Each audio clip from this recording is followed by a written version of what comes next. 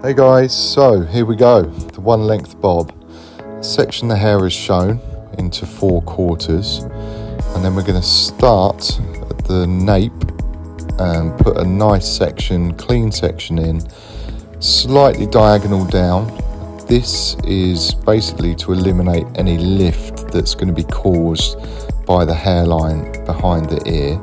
We're going to keep the sections nice and clean. We're going to comb down to natural fall, and we're going to put in our baseline. Now this baseline, we want it to be square, however the hairline is going to lift that line, so I would leave a little bit more length on the corners just to allow for that to happen. So starting with the center, using the fine tooth of the comb to press the hair against the neck, which will eliminate any unwanted graduation.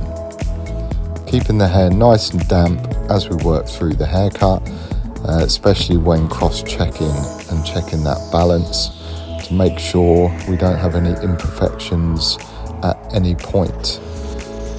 Moving all the way up, again keeping those sections nice and clean and just following that guideline in a nice controlled manner, combing the hair at natural fall. You can see just around the ear, I do pull it back a tiny little bit, again, just because I don't want to create any imperfections around the ear. Now, the head position is quite important here too, so kind of bear that in mind. Just to have the head slightly down will help eliminate any unwanted graduation as you're building this shape. Continue this right the way up to the top, again continuously checking your balance to make sure that you're perfect throughout. Now we're coming to behind the ear. This can be a difficult area because of the curvature and the lift towards the hairline, so I'm going to use a slightly diagonal down section. And I'm going to use the wide tooth of my comb. I'm going to allow for the tension around the ear, and I'm going to cut it slightly diagonal forwards. This will just allow for the hair, when it's dry, to be lifted by that hairline, so that if you are trying to cut something slightly more square, it doesn't end up too rounded. So we continue that right the way through into the side. Again, don't over refine it. I would kind of wait until the hair's dry before you go back through and check, because those ear areas can be quite difficult.